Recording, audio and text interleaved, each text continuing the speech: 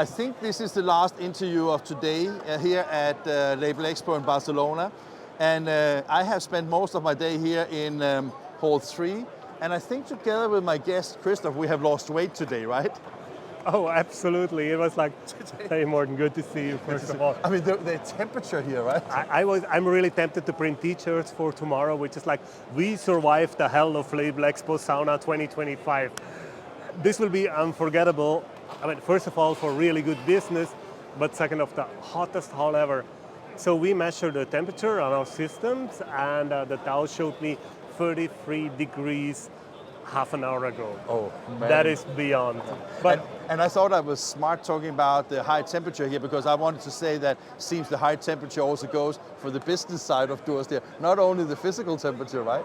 I mean, very honestly, we were able to grow again this business year, so we're quite happy. We're now 4,200 plus systems installed and 550 plus Dow systems of this. So a lot of digital engines around the world in 33 countries with more or less 33 companies that I have now. So no, we're quite happy.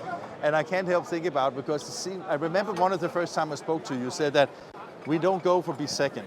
I mean, it's like you have the segments of Durst. It's always like you have to go for being the best, right? I don't have to be the biggest, but yes, we want to be best technology. I mean, best I don't want to sound like a very arrogant person, but yes. Yeah, don't get me wrong. I was just saying that because the success of Durst is probably because when I talk to your people, it seems that everybody has that mindset.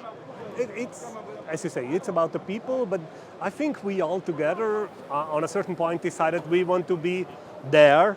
I'm not going to tell you where there is, and it's a way to go, but everyone bought in, and we're really like a really big, happy family right now, moving forward, and this show just confirms that our mission is the right one.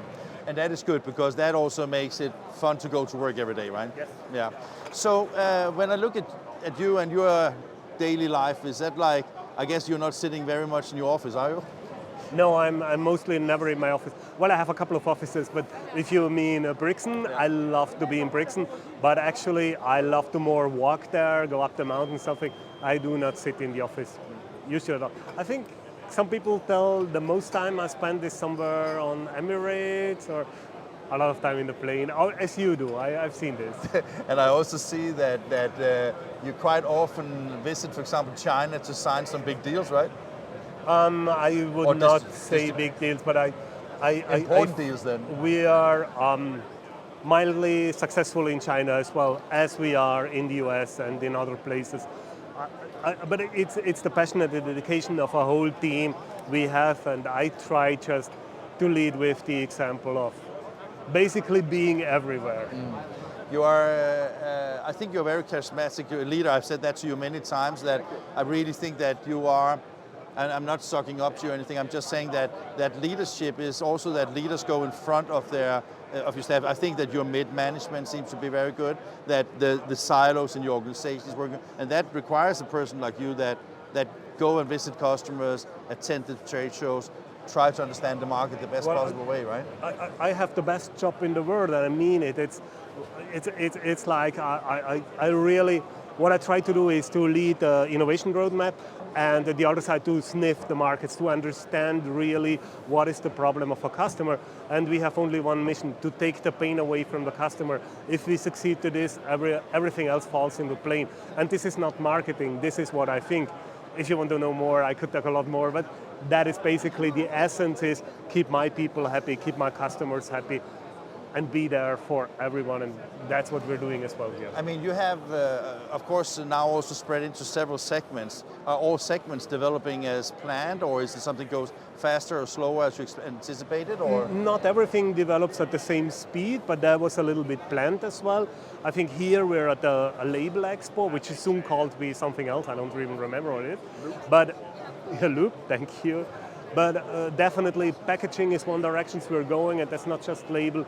It's with Koenig & Bauer, Durst, it's with corrugated, and all the other things we're doing. This is where we see where I can develop the company. We love large format. It's our love language, and we're there to stay and even grow there. We're still in ceramics. We're in 3D printing. We're in AM, and we have a bunch of new companies. You have your Kraftwerk. I have my Kraftwerk for a bunch of new companies, especially in the software field. And I'm particularly proud on all sides, which is one of my companies I founded in New York. I took back to Europe. It's now a Redstone Capital. We're growing fast. Nike is a customer. It's like really, really, really going through the roof. So life is good. Fantastic. Thank you. Thank you so much.